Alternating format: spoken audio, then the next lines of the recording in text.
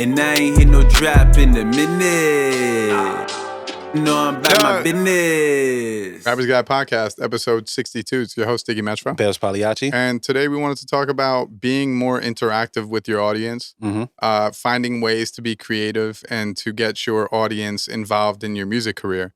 A lot of us as artists, we're very closed off. We like to work on stuff in the confines of wherever we're comfortable.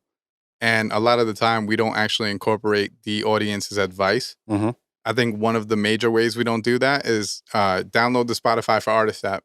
You look at the songs that do work and you look at the songs that don't work. There is a pattern. And we'll sit there and we won't pay any attention to that. We'll just put out whatever we feel. And I think that there's good in that because you're young and you're kind of getting things laid out and ironed out. So it's experimentation. But also, if you have songs that just don't work, there's a reason for that. So what you could take from that is that, okay, fans like when I work on these type of records. Fans don't like when I work on these type of records. Let me stop working on these as much. And notice I'm saying as much because at the end of the day, it's your call. Yeah. You can make whatever you feel, but I would start making the tracks that do resonate with the fans. And even if those songs have 100 plays versus one of your songs that has 15 plays, there's a difference. There's a reason for it. Drastic difference. You know, you could look at that and you could actually take that analysis and go and run with it. You can go into the studio with a different mindset. Okay, cool. These type of beats actually work. These don't. Maybe it's because you sound better on those tracks. Maybe that style of music actually works better for you. So that's one way to, on the back end, show the fans that you are paying attention to what they're interested in. Now, on the front end, if you're sitting there and you have all these different social media platforms and you do have an audience that reaches out to you, get them incorporated. Yes. You know, especially when it's early on. Like, there's nothing like someone feeling like they were with you on the journey. And the important part about being with you on the journey is like, these fans are going to grow up with you. They're going to spend their money on you. They're going to feel like they're a part of you. And that's kind of what we're all looking for. We're looking for the audience that will come out and see us whenever we pull up to a city. And like when we discussed like, you know, the biggest issue when we, you know, talked about fake streams, I feel like there's been less of a conversation about that, even though I know it still happens. But well, it's because everyone's getting ripped down for it. Yeah, and people are being a little bit more mindful of that whole shit. But like more so the hardest part about those fake streams is that there's no interaction. And, you know, that's kind of what we're always looking for. It's like all these streams doesn't matter if there's nobody that's actually interacting, speaking to me, let me know what they like, what they don't like, if what they're responding to. Do they like these visuals? Do they not like these visuals? All it is just a number. Right. The data doesn't matter at that point. You feel me? Because it's just like, what am I going to do with said number? I can't really be too happy about a number if I don't see any results coming from the interaction. So that's kind of one of the things that we, as artists, you always have to be mindful of, that's what you're initially looking for. We kind of move off of the feeling of being interacted with more so than off the feeling of, yo, this number is just going up higher and higher. You just love to see people reach out and let you know, hey, I like this song.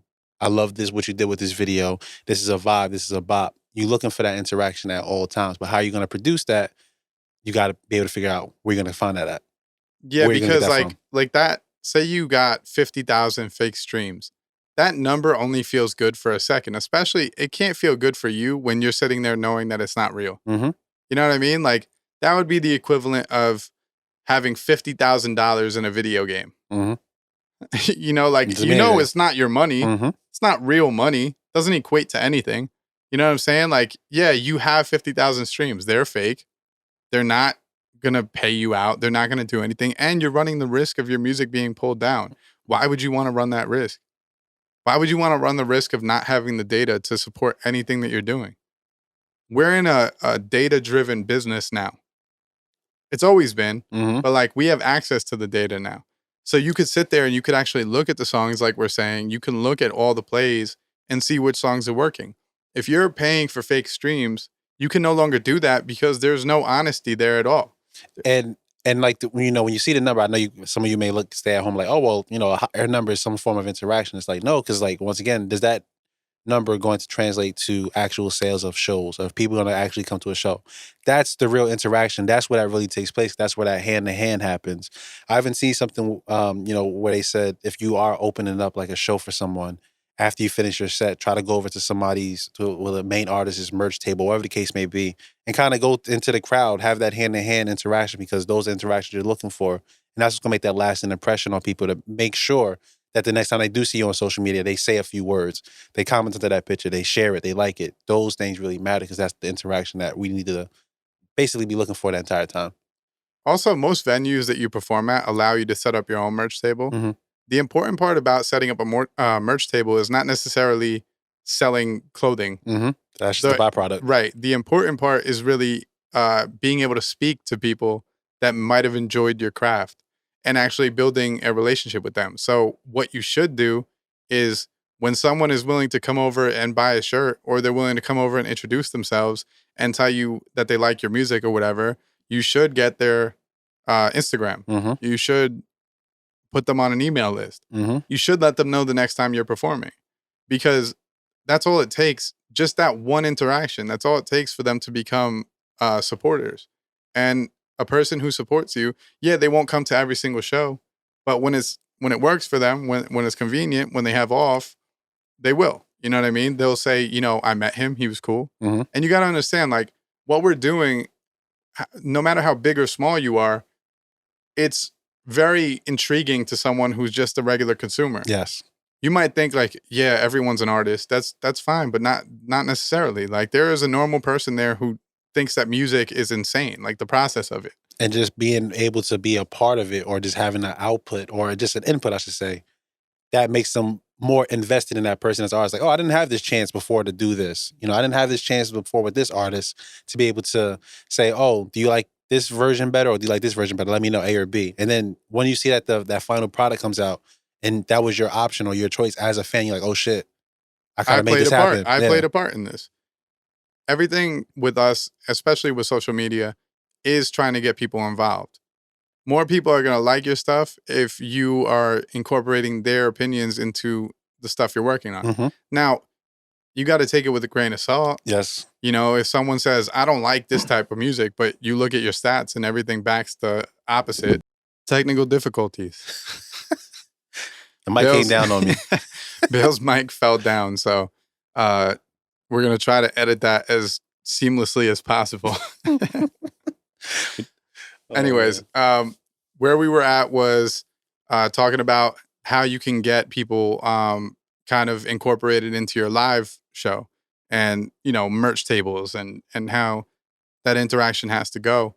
And, I think what's dope about being an artist is that we are doing something pretty incredible. Mm-hmm. I think that the fact that we're able to paint these pictures and create these landscapes right from our brain, we hear something and we can make that into a whole thing. Like, we can take something, it's just like creating a beautiful shirt. You know what I mean? Like, we're creating a fabric, and we're actually like sitting there and we're creating this design all from within our head. And again, when you're chilling around a lot of artists, you see that as the norm. Mm-hmm. When you're chilling around people that have never seen this done before, they're looking at that like, wow, this is amazing. And I think that we forget that too often. Like, when we're thinking about the audience, we're forgetting that what we do is actually pretty fucking incredible. And at any point, everybody doesn't have that artistic point or that artistic bone in their body. And, even deeper than just making something out of thin air, not everybody has the power or the mindset or that bone in their body to be able to market said art or get people to interact with said art. Because you can have the most fire music in the world, but if you're not able to really connect with people or get people to interact with said music, it's all for nothing. Because we all know that there's fire artists that we all know that just never get anywhere. It's like, maybe the music was good, but trying to get the music in front of people just wasn't the approach that needed to be taken. And that at the end of the day, that becomes the bigger issue. So, like, even when it comes to like platforms like, Instagram, when you post a story, sometimes, if you're trying to market your own shit, it's basically going to limit the engagement that you're going to get or the amount of people that's going to be able to view it. But if you post like a poll, or you post something where you're getting people's attention to like answer a question, and the more people are interacting with that question, if they find it interesting, then you post something about your music, you're more likely to get more carryover or that spillover because you got people interacting with something. That's what it's all about. If people are interacting, more eyes are going to be able to view it, which means that I'm going to push this shit out to more people. But it's only if they're interacting with that content. Right. Like that algorithm actually benefits the person who is getting a lot of interaction. Exactly. And it actually demotes the person who is not. Exactly. So it's like, it's your job. If you want more eyes on your shit, it's your job to get interaction, because the algorithm will pick that up and then go, oh, last time that he posted a poll or she posted a poll, a lot of people responded to it. Mm-hmm. So when they post another poll, let's push that out to everyone. And even when it comes to like thinking of the questions, sometimes it could be music wise. Like, for example, sometimes I'll post something on my, my story and like, oh, do you guys like this? Or like the fire thing, like the slider. I know what I'm talking about, when you can like slide to say how much you like something. But the fire emoji. Now, if there's like 10 people that's like putting a fire emoji under it, it's going to be sent to more people. Now I know, all right, 10 other people kind of vibing with this. More so if I do another one and the people like only 2 or 3 people interact with it, it's like, oh shit, maybe I should leave some less of that, what's going on, and more so like figuring out how to get these 10 people back. And kind of how you like explained in the beginning of the episode, it becomes trial and error. But at the same time, you want that interaction because that's what's going to be able to push the shit. And then once again, it makes people feel more involved. Also, you have to find creative ways to do that.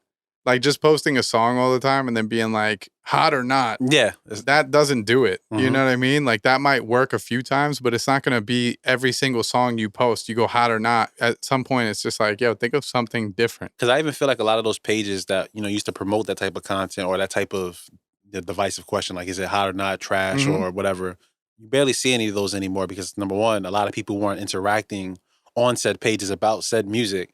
And I think a lot of artists started picking up on it, like, why am I paying this guy $50 to post my shit? And nobody's going to respond to it. And more than likely, it's going to be bots under it or people just saying it's trash. It's not a really good situation for anybody. Well, yeah, it's kind of, those things are kind of posted to get the trash response. Yeah, that's exactly what it's for. That's literally what it's made for. We've talked about it in the past, but like those posts that are like, tag the hottest artist in New Jersey, like those are just built so that they could make an email list or like a blast list so that they could post any material and send it to every person that they posted. Like, for instance, I could have done that for the studio. I could have been like, tag the best artist in Passaic and Bergen County. And as a result of that, I could have taken down every single artist that they posted. Mm-hmm. And then I could have reached out to them and been like, hey, just so you know, there's a studio that I run over in Passaic, New Jersey. We'd like to have a session with you. You should come in. First hour will be free. After that, it's blah, blah, blah. And it's just a marketing and plan. Like, yo, this is crazy. I'm just thinking about it now. Break down like the science behind that, right? You got this post and you having people interact, regular people, because most of the time, who are the people who are commenting these artists' names? Friends, family members of said artists who are trying to get their artist, friend, family member put on. So that's or the artist themselves. Yeah, and that's that interaction piece. And that's where that interaction piece comes from, where that now all of a sudden people are commenting his name. Now this one post is being sent out to more and more people. More and more people are putting the name, but it's really the interaction that's coming from his side. And then once again, that regular person, because people do this shit to me all the time. They'll tag me under like, yo, who's the hottest in New Jersey or whatever the case may be. And it's like, I know it's not doing nothing. They don't know that it's not doing anything, but they feel like they're being part of the journey and helping me find said posts. I do remember you not being in the know early on. I definitely did not know. And you thinking that was a place for the support to come from. Yeah. And I remember having to reach out to you and be like, yo, just so you know, this is what they're doing. Mm-hmm. Like, it's very simple. This is exactly what they're doing. They're not trying to help you. You know what I mean? But that's once again, that's the crazy part, because it's like, it just kind of shows or reinforces what we're trying to explain, that it comes from the interaction of people not knowing what it exactly is, but they feel like they're part of the journey and they're helping you get there. So that interaction is kind of, it's the reverse roles of it. And why I bring up Bailz doing the same thing is because, first off, Bailz' journey of like really understanding the industry is fairly recent. Past 3 years. Yeah, I just be doing shit. Yeah, like, but what's cool about that to me is that when someone gives the information to you and lets you know that this is why they're doing this is why this is happening, and you pick up on it and you start to see it and you could spread that word to other people and you could let them know. Like, I hope that artists at home sit there and go, okay, now I get it. Mm-hmm. Now I won't be so quick to post my name under one of those posts because it's not doing anything for my career. You know what I mean? I think that I think it's cool to see people like, and I also think it's cool for you to know that like we're also learning in the process. I just be doing shit, guys. We're also gaining understanding in the process of like doing this podcast. Like every time we learn something new, we want to sit here and we want to talk about it. Mm-hmm. You know what I mean? Because like that's the cold shit about what we do. It's just giving information. Mm-hmm. Like we're just trying to sit here and make sure that you guys are aware of the stuff that we're newly aware of. Yeah, we'll go through the trials and we'll go through the fire. And it's just like, it is, at the end of the day, I look at everything that ever has happened as a learning experience or something that just opens my eyes up to something else within the industry. Like I said, like Dig mentioned, 3 years ago, I was the same. I was oblivious to a lot of the business and shit. But once I started taking it more seriously, things just started to make sense. And it's like, that's how I end up started to being able to sell merch. It's how I was able to start marketing on music. It's how I get the streams, how I get the videos. Like all this shit just starts making more sense. And it's like the more shit that you learn, the more deeper you want to get into the business side of things. You know, I'm still, trying to get you guys to go, be CEOs and all that stuff, A&Rs, but we're gonna get to the episode like that eventually. But yeah, like that's the cool shit. Like learning the business and growing with the business. And I think that what's cool about it is like, yo, there is a point in your music career where you sit there and you go, this shit's got to be luck. Or like, yo, maybe one day it'll happen for me. It'll just happen. And the more you learn about the industry, you go, okay, it doesn't work like that. There's a lot of answers to all the questions. It's not like up in the air and just luck. It's not right place, right time. Mm-hmm. There's a lot of answers to what you're trying to do. A lot of it is money. You know what I mean? A ton of it is just money. The answer is money. But knowing that there are answers to these questions that you have, knowing that there is actual information out there that you can just look up. Mm-hmm. Like it's not unavailable. Knowing that you could read a book like an Ari Herstand book or like a Passman book and find out a lot about the industry that you were actually questioning yourself. Like that's cool as fuck to me. And I think that the issue is that not enough artists are doing the research, which is, if you're watching this, then you're not in that category. Where we need to be. You know what I'm saying? Like if you're watching this podcast and you have been, then you're obviously interested in the information. You're obviously interested in kind of knowing more about the industry and how it works. But there's a lot of artists out here that are just endlessly working on records and they don't know what to do with them. Mm-hmm.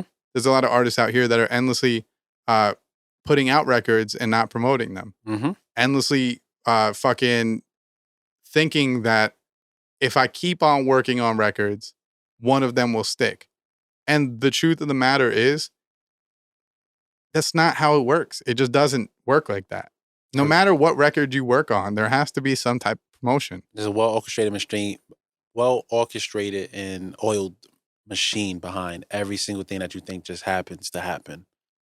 There's no fucking smoke and mirrors about that. There's a whole fucking thing. Well, actually, it is smoke and mirrors because they don't really tell you so much. Yeah. But look past the shit. It's really a lot of shit that goes, on behind the scenes with just the smallest things. And once again, it's so much easier to ignore relevant information or information that's hard to face or some shit that's like, oh shit, I'm never gonna be able to do that. I can't accomplish that. I have to still live in this dream world. But honestly, within my practice of meditation, I've started to realize now, being comfortable with what is in front of you and having acceptance of that kind of gets you to the goal more so than trying to go the opposite direction of what It's needs to be definitely done. a smoother road. You know what I mean? It's not as bumpy. I wouldn't say that it gets you there any quicker. I would say that like just being comfortable with your position and being willing to learn is a smoother road because there are answers to the questions. You will be able to figure out what you were looking for.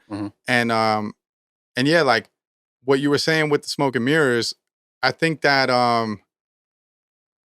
talking about interactive posts, right? You see posts like hottest records of the week, and it'll be like the Baby record, a Tory Lanez record, like all these different artists. And then at the end, it'll be like some artists you never heard of. Random. And you look at that and you go, oh, who's that guy? I've never heard of him. But you don't know that the whole time that's a marketing post. You don't know that artist probably paid that page to do that. There. And by them doing that, say that page does have an audience, by them doing that, they just promoted that artist to however many followers. And in your head, they're getting added to like a hot new artist list. And they probably never even part of that list. Right. They're not. They're not. They just being paid some placed there. money. They paid some money, and that was the marketing post. So like when you said smoke and mirrors, it does make sense. A lot of it is smoke and mirrors. Mhm. Like a lot of the marketing that is out there and available is smoke and mirrors. Like it's a lot of people that are pretending like they're, bigging up an artist. And in reality, it's just a promotional thing, Same with like I said before, with the hottest artist in your city, hottest artist in New Jersey. It's all just marketing, And like, just thinking about it on like a bigger scale, we was talking about it off camera, like when you think about the interaction, right? So, we seen that Chris Brown was charging like $1,000 to get like the pictures and the meet and greets when he was hugging, and being around the fans. So making them feel like they're more a part of whatever was going on at this particular time. He's built up a full brand beforehand, but when you have people that's able to interact with those certain things, that's where the type of place that you can take it to. I know that Megan Thee Stallion tried it, and people kind of was like, she didn't do it as well as Chris as far as like, the interaction, the pictures and shit like that. But once again, that's what people are kind of looking for. They want to meet you, and some people will pay that fucking money to meet you. It's like they're meeting a celebrity for the first time. If you're giving them, say, 5-10 minutes of your time just having a conversation with them, taking pictures, that's interaction for them. They want to be there for that. They're going to pay the premium for that. They're going to want to pay money to, have a percentage of your song, like, L.A. Russell or Russell, I can't think of which name it is, but people want to pay money to be part of what you have, but you have to be able to let them know that it's not just a dream. Like, you're selling them the dream, but they have to feel like it's real and that they're really connected to it. That's the only way it's going to become tangible or like monetary gain from it. Yeah, even like a crowdfunding an album or something like that. If you get people to donate money towards your next project, there's nothing wrong with that. Nope, not at all. But that project needs to come together. Mm-hmm.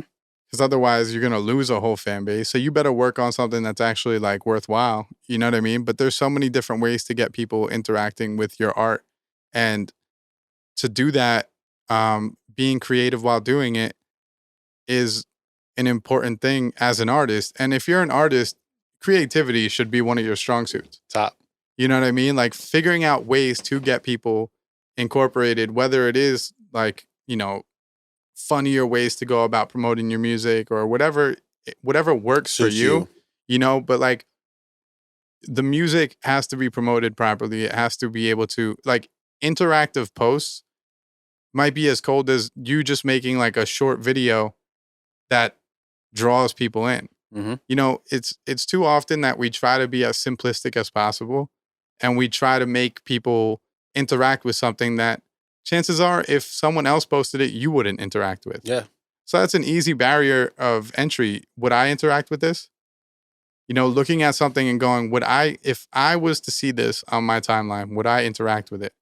And it's crazy you say that because like I started to become more like cognizant or paying attention of what do I interact with and what I don't interact with, because that kind of just shows me something about myself, and it also just shows me something as far as like the consumer, because a lot of times that we get so caught up in being artists and trying to build things for ourselves, we kind of forget what it's like to be a consumer, even though we kind of listen to music and shit like that too. But for the most part, you don't look at an independent artist or an artist that's coming up like you would look at a signed artist, because they have more access and they have more resources. But when you start looking at other independent artists and how they're able to make creative ways and kind of do different shit, you're just like, oh, wait a minute. This makes me actually want to interact with this. Let me try to do something similar or try to find a way to play this for me and see how it works out. It's always just so many things that you could just learn from not just only the people that are big, but also the people that are up and coming or trying to do the same thing that you're doing, I have a quick example of great marketing. There is a artist out of Detroit named Young Rock. If you look up Young Rock's page, he does the most genius thing, and I hope that he doesn't want to keep this to himself. I don't think he does, because he fucking posts it every day. Mm-hmm. But he does the most genius thing where he takes a video clip that's like one of those illusions. Mm-hmm. It'll be like someone doing some fucking shit with their fucking fingers on their face, and then they like flip their hands, and it's like, how the fuck they just do that? Mm-hmm. And it intrigues you, so you keep on watching it on loop. Meanwhile, he has his song looping in the background. Mm-hmm. So you're watching this video that like you're drawn to because it's an illusion, and it keeps on looping, so you keep on staring at it, and the whole time his song is playing in the background. why that's genius is because the whole goal is to just have people listening to you. It sounds like you get hypnotized by it, low Well, key. you get hypnotized by the video. Yeah, exactly. Right?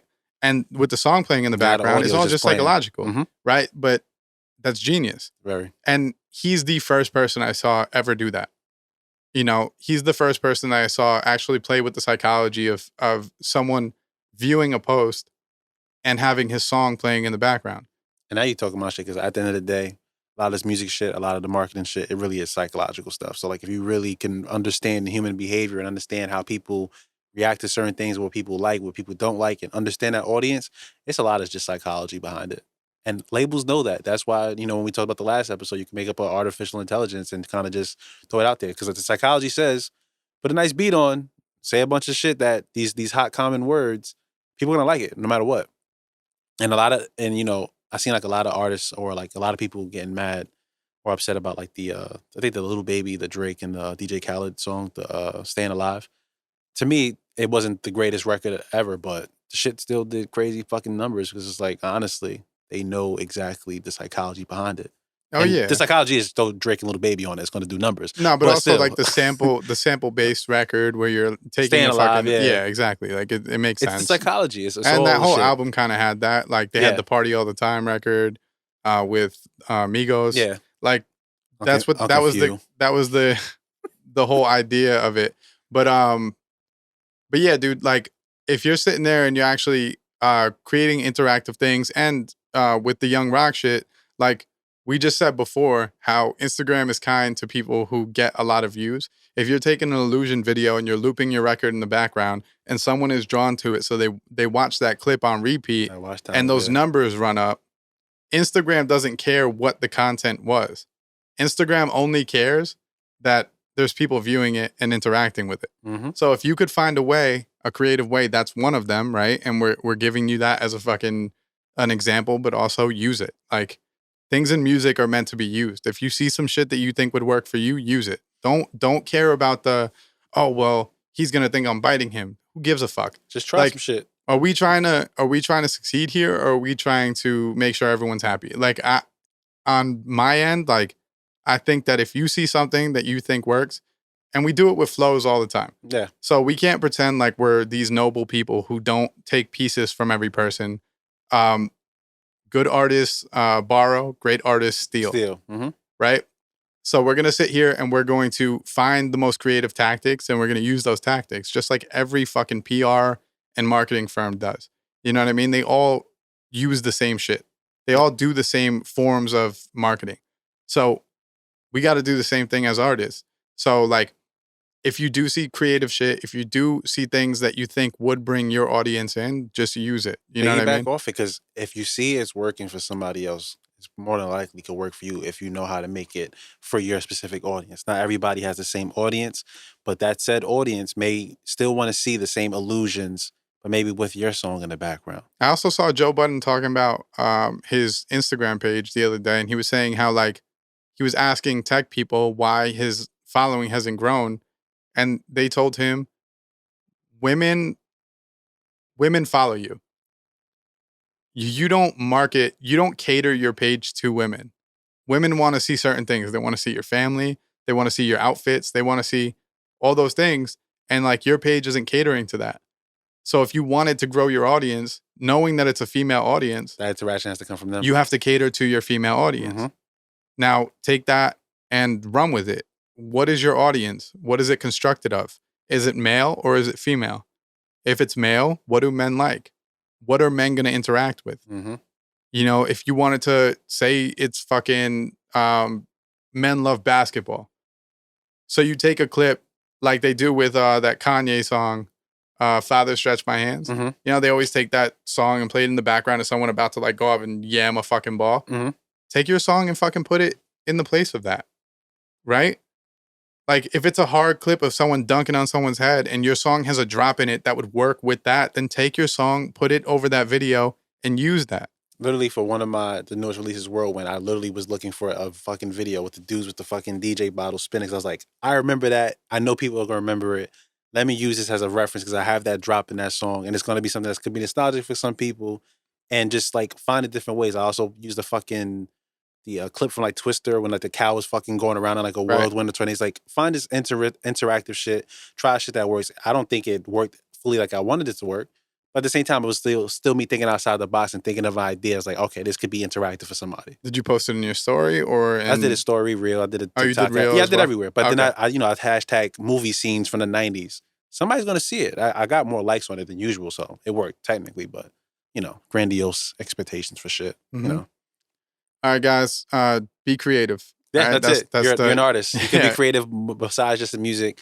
Get more creative with those things and get people interacted, get people involved, make people feel a part of the process. You guys hear it all the time. It's the hardest part sometimes to figure it out, but you can get to it. You got it. Rappers Got a Podcast. We're signing out. Diggy Metro. Bailz Pagliacci. Peace out, guys.